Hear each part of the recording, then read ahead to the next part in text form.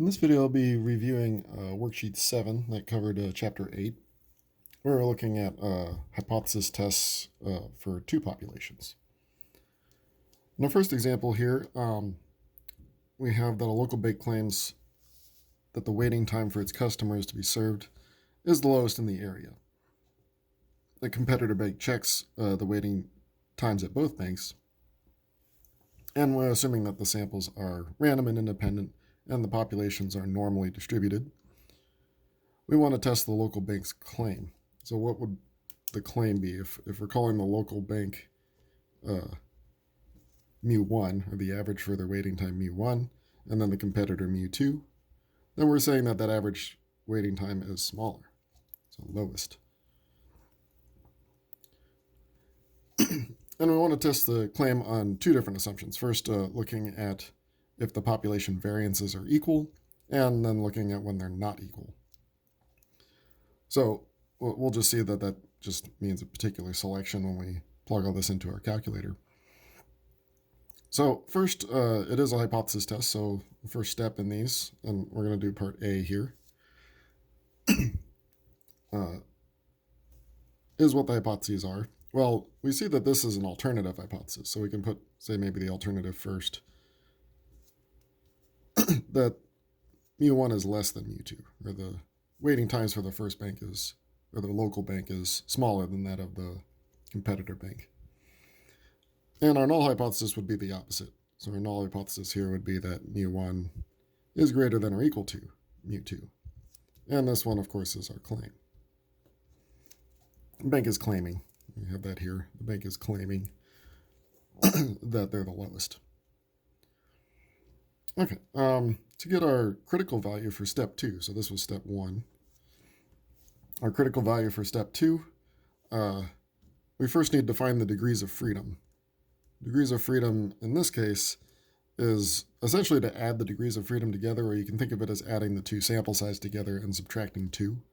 So it would be 15 plus 16 minus 2, so that's 29. And then with our level of significance of 0.05, we put these two together with table F,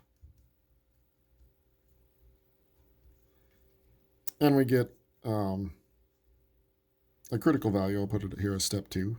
So our critical value is a negative 1.699. So again, that's looking in table F at the 29th row, and an alpha of 0.05, and it's a one-tailed test because of our alternative hypothesis. So we also need to put that we're doing a one-tail. Okay, and for getting test statistics, I'm just going to completely rely on the calculator for these ones, just because the formulas get really involved basically from this point on. So the test statistic,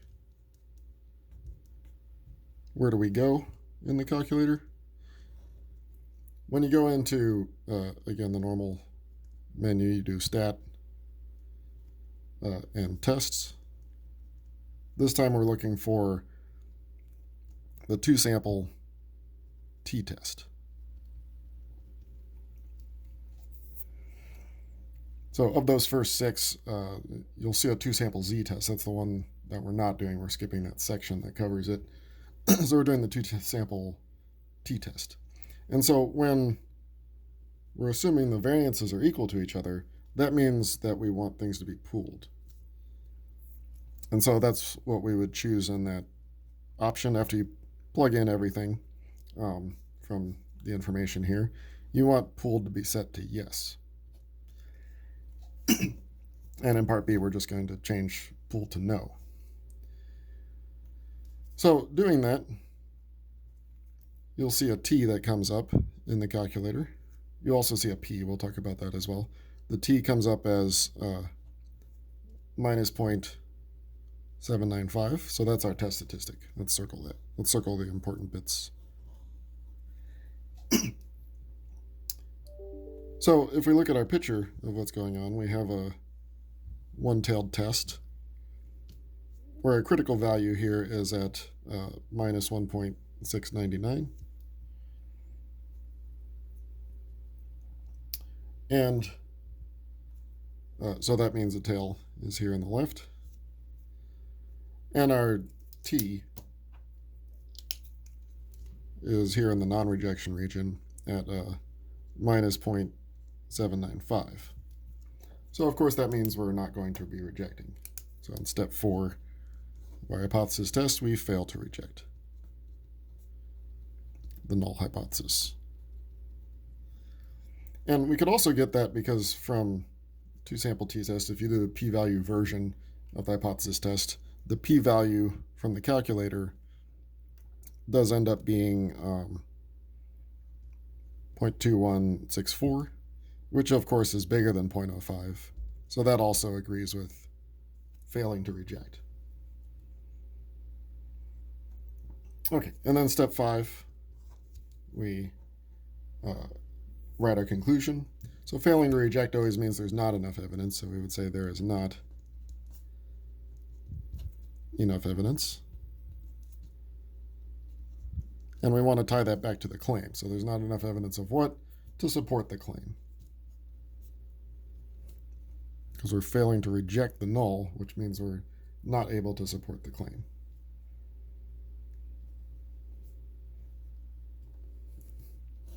And what is the claim? That the wait time is lower at the local bank.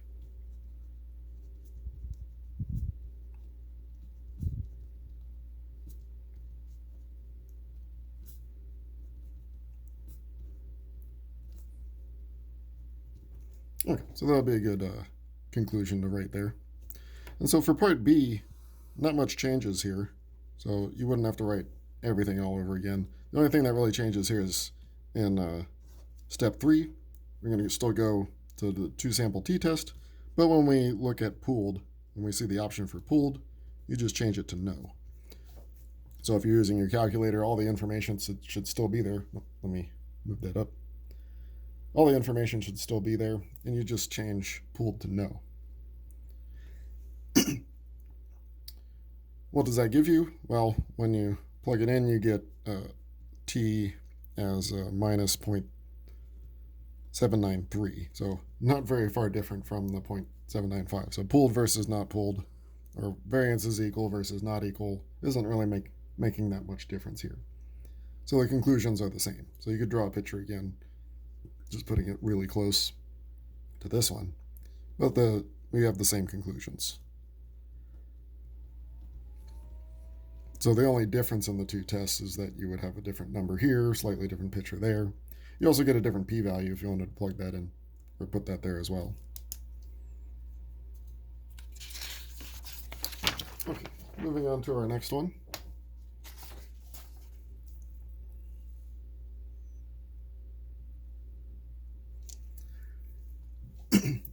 Next example, we have 9 students that took the SAT. Their scores are listed below. Later on, they took a test preparation course and retook the SAT. And we see their new scores listed below them. We want to test the claim that the test preparation had no effect on their scores. And we're going to use these, or assume that these samples are random and dependent, and the populations are still normal. And our level of significance, as usual, is 0.05. So the dependent here, and it makes sense that it's dependent because we have scores that are before or after. It's the same sample in both sets of data here. So we're doing the dependent version of the test, which is really just a t-test. So if we look at our hypotheses here first, in step 1, the claim is that the test preparation had no effect. So that means there should be no difference. So the symbol we use there is mu sub d, so the average of the differences is nothing. So the averages are 0, or the average difference is 0. So this is our claim here. And so the alternative would be the opposite of that, which would mean that there is a difference, so not equal to 0. So we have a two-tailed test here. Now, what you want to do is actually come up with the differences. So you just subtract straight down. You're going to get negatives and positives, of course. You have negative 20 here, 0, 10, negative 40, negative 30, negative 10, positive 10, negative 40, and negative 20. So this right here you want to enter into a list. So you put into list 1. And so that then we'll be doing a t-test on that list. But let's go ahead and go into step 2, which is to find the critical value.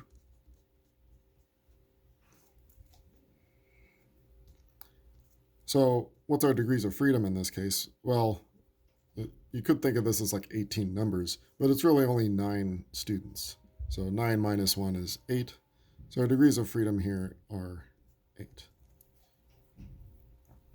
And so using this into table F, we get our critical values of plus or minus 2.306. So the 8th row, two-tailed test with alpha being 0.05. We get these as our critical values. So our picture, the normal distribution, or really a t-distribution, it would be plus or minus 2.306. So this one, negative 2.306. So that's our tails. Now, in our test statistic, again, I said we'll be doing all of the test statistics in the calculator. So what are we going to use this time? Well, we really only have one list, just the differences. So it's basically a one population test, and it's just our t-test. So again, you would go to stat and test, as you normally do for the hypothesis test, and go to t-test. And you want to switch things to data because you want to input list 1. And I don't think there's much else. You need to put 0 for the mu. Select the alternative hypothesis. And so you should get a test statistic of negative 2.401. So that's in our left tail.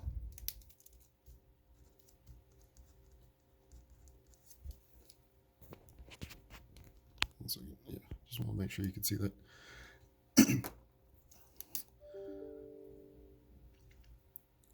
So being in the tail means that we are going to reject the null hypothesis. So for we reject H0. And that, of course, means that there is enough evidence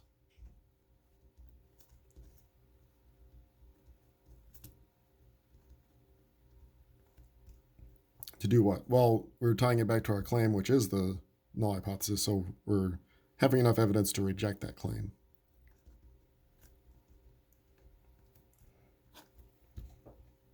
That what? The test prep had no effect on their scores.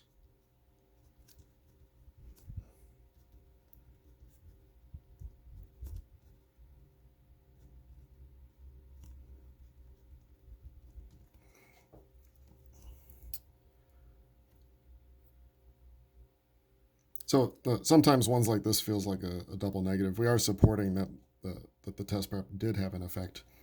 It's technically not a double negative. We're rejecting the claim that it had no effect, but it is the same as supporting that it does have an effect. If you did the p-value here, I'll just put p for p-value, you got 0.0431, which is smaller than our 0.05. So if you did that version of it, you would still reject.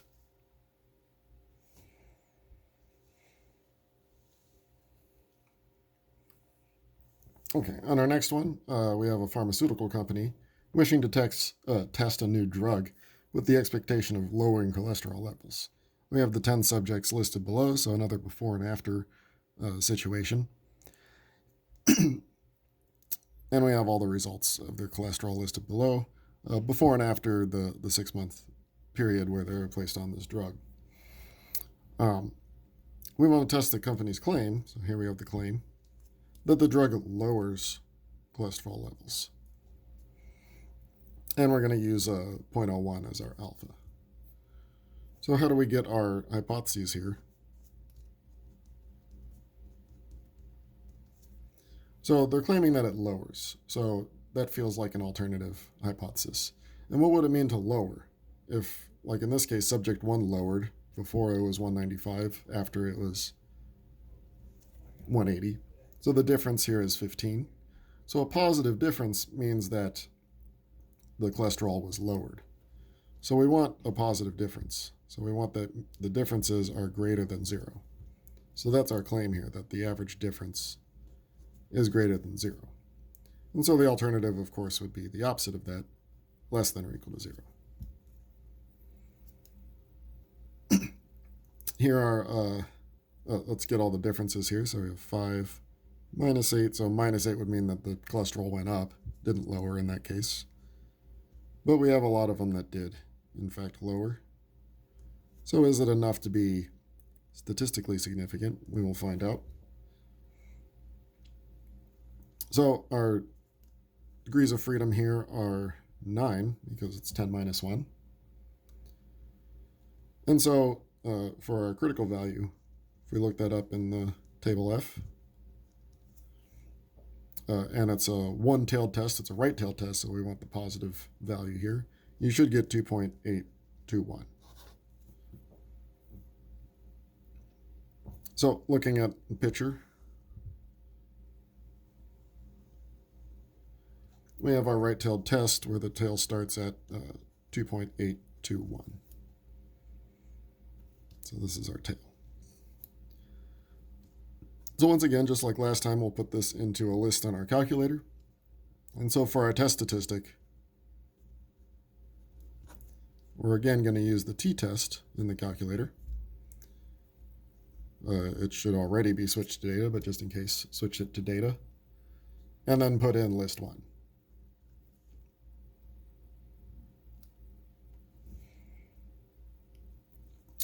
If you did all that correctly, you should see that the test statistic comes out, or the t in the calculator, 2.752. So that didn't quite make it. That's right about here. So we didn't quite have enough to reject here. So step 4 is that we fail to reject the null hypothesis, which means we don't have enough evidence. So there is not.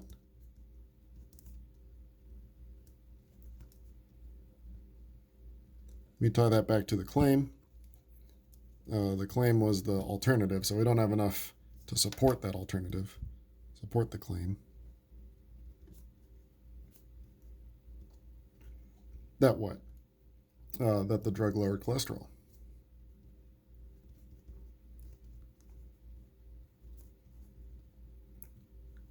Certainly it did in a lot of the patients, but it's not statistically significant.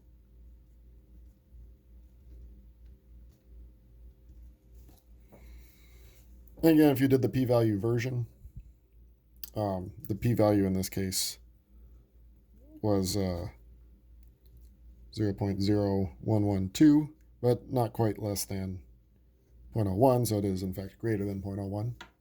So we weren't able to reject the null hypothesis here.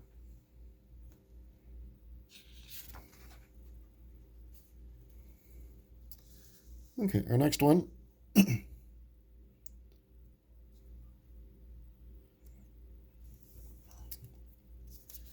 youth prevention organization is examining the effect of parental smoking on the decision of their teenagers to smoke.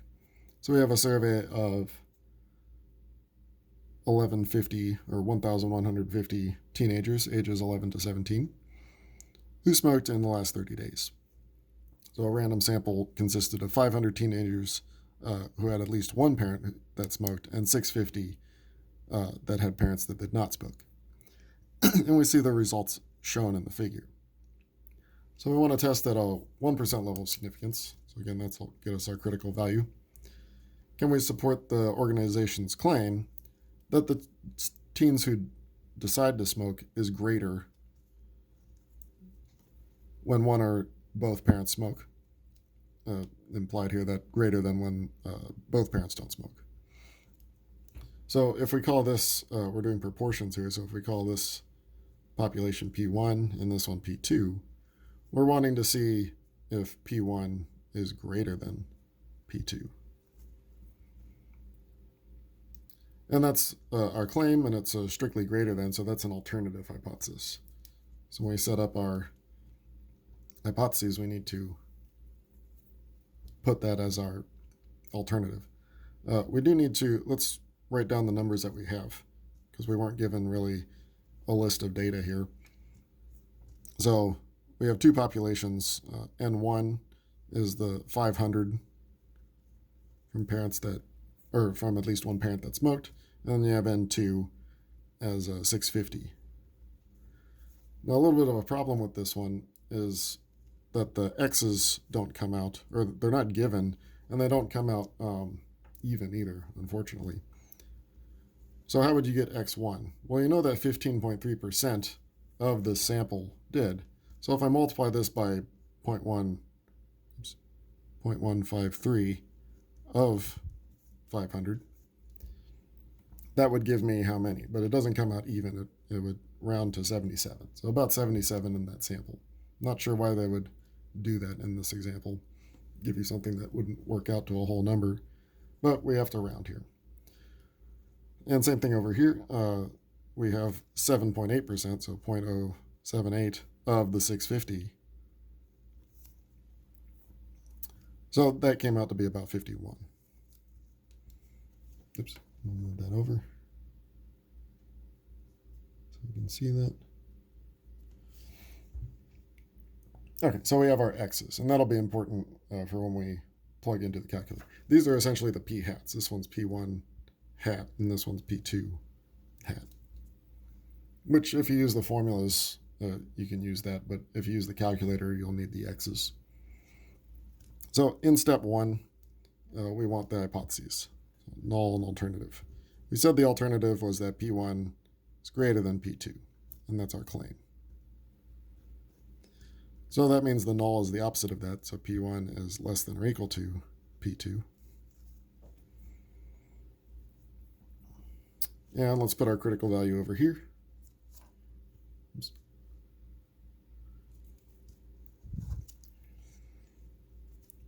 The critical value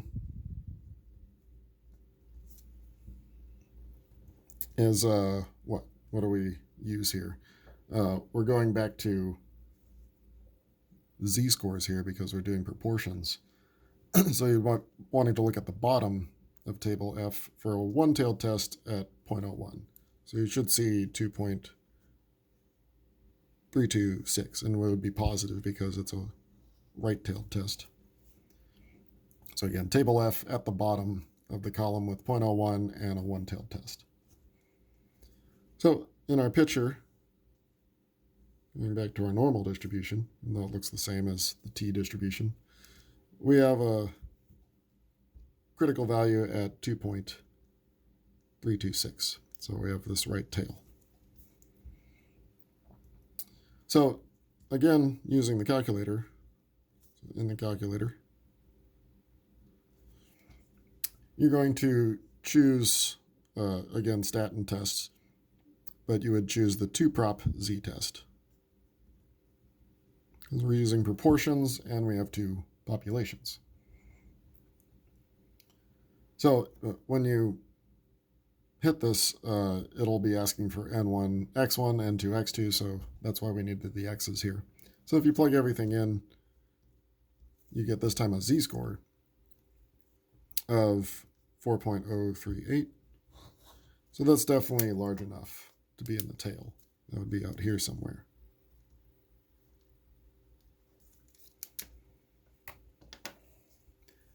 So that's definitely enough to reject. So in step 4, we can reject the null hypothesis,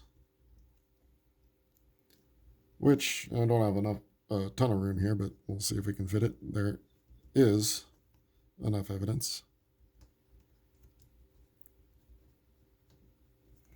This time supporting the claim.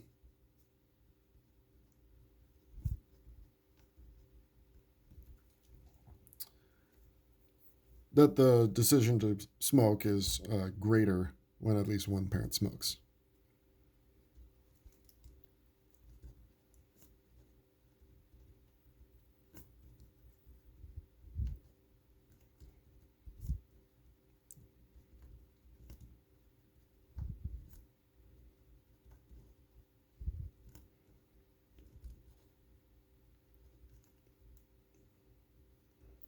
Make sure you can see all that.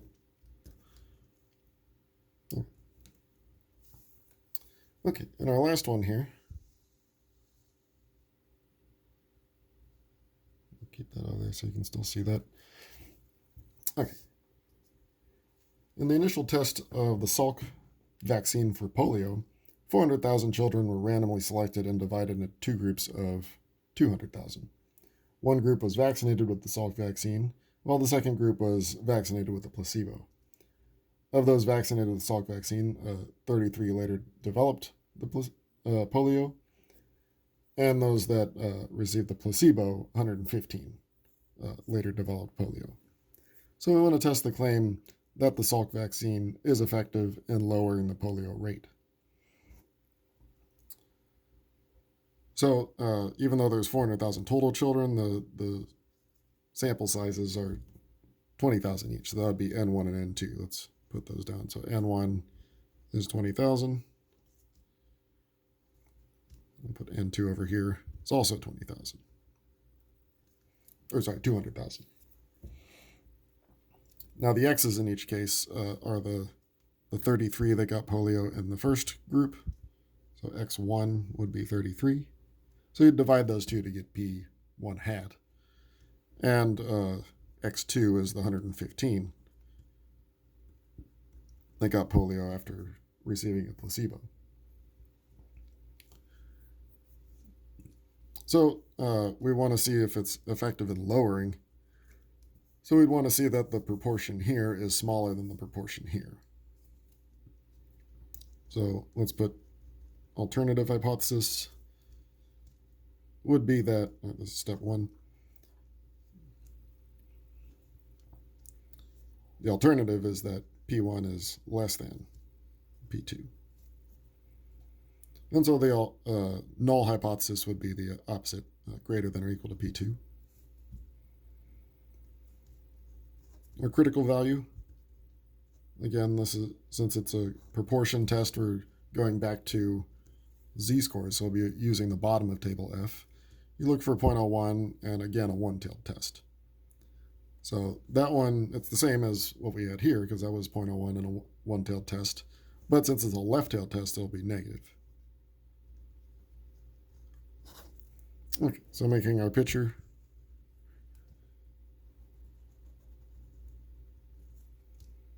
This time in the left tail.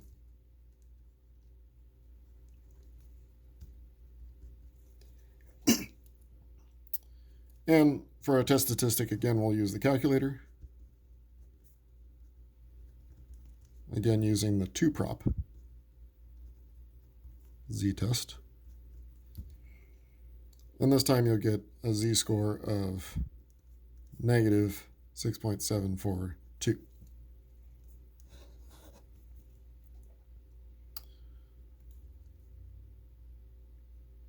So that's certainly way in the tail. You probably have to draw this out a bit to even see it, or make it to scale.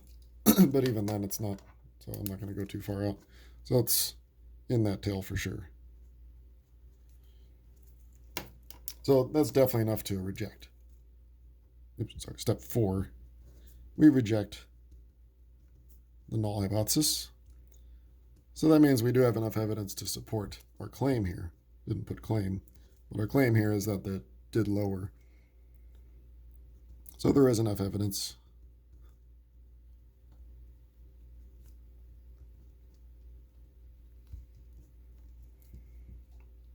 To support the claim.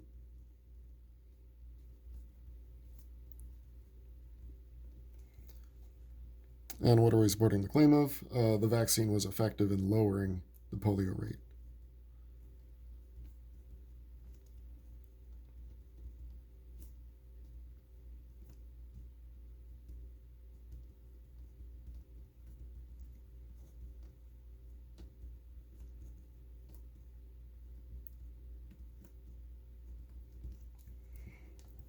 Okay. I also wanted to mention before the end of this one, in both cases, you could have gotten the p-value. If you looked at the p-value for this one, I'm going to do it in a different color. The p-value here, and these ones where you sort of get extreme ones, like here we had a z-score that was about 4, here we had -6. Those are pretty extreme z-scores to get. And so the p-value would be very small in both cases. In this one, it's sort of relatively small. But in both cases, you're going to get something in scientific notation. So here, if you write it back to normal notation, you would get something about like that, like 0.000027, which certainly is less than 0.01. So that's still agreeing with rejecting the null hypothesis. And here you get a very small one. I don't remember what scientific notation looked like, but it says something like E and then some minus number. So here you get lots of zeros. I think it was 11 zeros. So it must have been -12. Two more. So certainly, again, still less than 0.01. So you're still going to reject. But just be careful with that when you get the p-values. This will originally say something like 7.88 E -12, I believe. Something like that. But it really means, excuse me, it really means that. So it's not a positive, it's not a number bigger than 1. It's a very, very small number.